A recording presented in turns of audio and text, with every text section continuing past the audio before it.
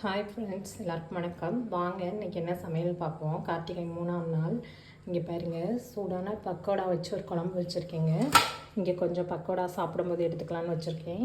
இங்கே பாருங்கள், முட்டைக்கோஸ் கூட்டு, ரசம், சாதங்க. வாங்க எப்படி இந்த குழம்பு செய்யலான்னு பார்ப்போம். ஹாய் ஃப்ரெண்ட்ஸ், எல்லாருக்கும் வணக்கம். வாங்க இன்றைக்கி ஒரு பக்கோடா குழம்பு தாங்க செய்ய போகிறோம். அது எப்படி செய்கிறதுன்னு பார்ப்போம். அதுக்கு வெங்காயம், தக்காளி, பச்சை மிளகாய், கருவேப்பிலை எடுத்து வச்சுருக்கேங்க. இங்கே பாருங்கள், கடலை மாவு எடுத்து வச்சுருக்கேன், பாத்திரம், தாளிக்கிறதுக்கு ஜாமான். வாங்க குழம்பு எப்படி செய்கிறதுன்னு பார்ப்போம். இங்கே பாருங்கள், ஒரு பாத்திரம் எடுத்து அது கடலை மாவு ஒரு டம்ளர் அளவுக்கு எடுத்து வச்சுருக்கேங்க. இதில் கொஞ்சம் அரிசி மாவு சேர்த்துக்குவோம். இதில் ஒரு 2 ஸ்பூன் அளவுக்கு அரிசி மாவு சேர்த்துக்குவோம்.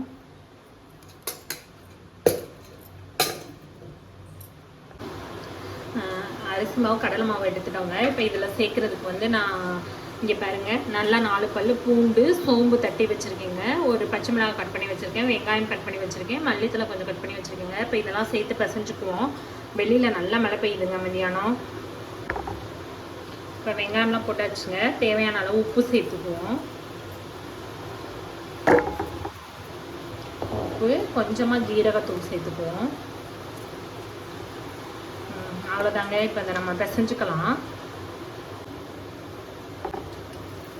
பாருங்கள், தண்ணி சேர்த்து நல்லா பிசைஞ்சுக்கிறேங்க. இப்போ நம்ம இதை எடுத்து நம்ம அதில் போட்டு பொரிக்கிற அளவுக்கு நல்லா பதமாக பிசைஞ்சுக்கணும், பக்கடா போடுற அளவுக்கு.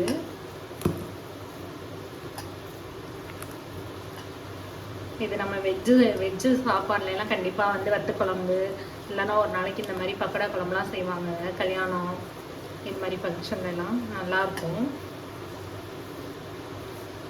2 நாளாக சாம்பார் சாப்பிட்டோம். இன்றைக்கி சரி இதை ட்ரை பண்ணலாம் அப்படின்னு சொல்லிட்டு இன்றைக்கி பக்கோடா குழம்பு செய்கிறேன். பாருங்கள், நல்லா பிசைஞ்சாச்சு. நம்ம இந்த மாதிரி இன்னும் கொஞ்சம் தண்ணி தெளித்து பிசைஞ்சுக்குவோம். மாவு பிசைஞ்சாச்சுங்க. இப்போ இந்த சைடு பக்கோடா பொரிக்கிறதுக்கு என்ன இது பண்ணியிருக்கேன், அந்த சைடு பாத்திரம் வச்சுருக்கேன். வாங்க நம்ம இப்போ குழம்பு தாளிச்சுக்கலாம். இங்கே பாருங்க, எண்ணெய் இந்த சைடு காய வச்சுருக்கீங்க, அந்த சைடு குழம்பு தாளிச்சுக்குவோம்.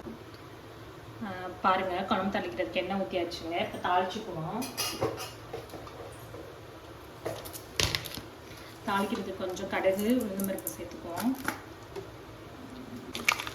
கடுகு எண்ணெய் காஞ்சிருச்சுங்க. கடுகு போட்டாச்சு, கடுகு பொரிஞ்சிருச்சு. இப்போ கொஞ்சம் சோம்பு சேர்த்துக்குவோம்.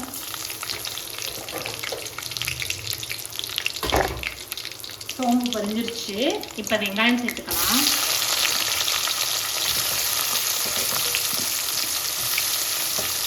நல்லா 2 பெரிய வெங்காயம் கட் பண்ணி வச்சுருக்கேங்க. இப்போ சேர்த்துக்கிறேன்.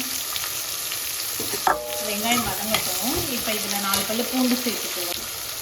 வெங்காயம் போட்டாச்சுங்க. இப்போ 4 பல் பூண்டு இடித்து வச்சுருக்கேன், அதையும் சேர்த்துக்குவோம். நல்லா வதங்கட்டும். வெங்காயம் வதங்கினதுக்கப்புறம் பார்ப்போம்.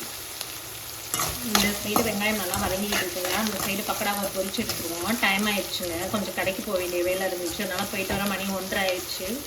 வேகமாக சமைப்போம். ஏற்கனவே முட்டைக்கோஸ் கூட்டு ஆல்ரெடி வச்சாச்சு. ரசம் வச்சுருக்கு. இப்போ குழம்பு வச்சுட்டா சாப்பாடு சாப்பிட்றலாம். வெங்காயம் வதங்கிருச்சுங்க. இப்போ தக்காளி சேர்த்துக்குவோம்.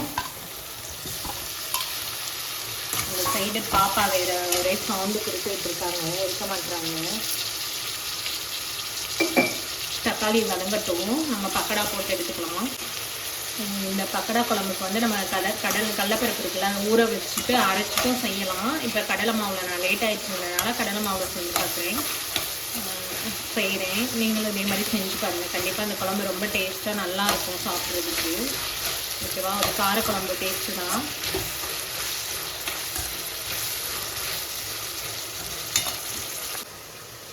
பாருங்கள், அந்த சைடு குழம்பு ரெடி ஆகிட்டு இருக்குங்க. இந்த சைடு நம்ம பிசைஞ்சு வச்சுருக்க மாவு எடுத்து நான் சின்ன சின்னமாக கிள்ளி போட்டிருக்கேங்க. இதே மாதிரி நீங்களே கிள்ளி போட்டோன்னா பொரிச்சு எடுத்துக்கலாம். அந்த சைடு குழம்புக்கு வெங்காயம் தக்காளி வதங்கிட்டு இருக்குது. இப்போ நம்ம பக்கோடாவை பொரிச்சு எடுத்துகிட்டு குழம்பை ரெடி பண்ணிவிட்டு அதில் போட்டு எடுத்துக்கலாம். பாருங்கள், வெங்காயம் தக்காளி நல்லா வதங்கிருச்சுங்க. இப்போ நம்ம மசாலா பொடி சேர்த்துக்கலாம். குழம்பு மிளகாய் தூள் இருந்தால் நீங்கள் சேர்த்துக்கோங்க. நான் மிளகாய் தூள், தனி மிளகாய் தூள் சேர்த்துக்கிறேங்க. 2 ஸ்பூன், சின்ன ஸ்பூனில் 2 ஸ்பூன் தனி மிளகாய் தூள் சேர்த்துக்கிறேன். அடுத்தது 2 ஸ்பூன் மல்லித்தூள்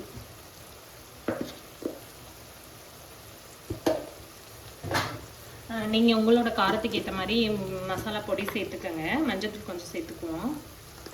அவ்வளோதாங்க.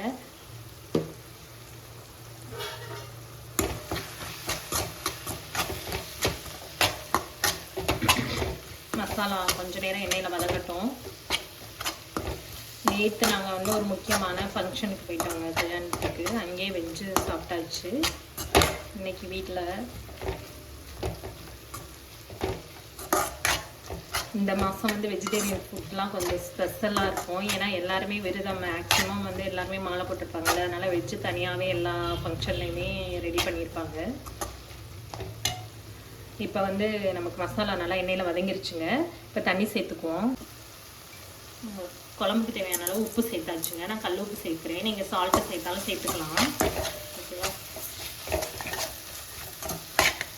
தண்ணி ஊற்றிக்குவோம்.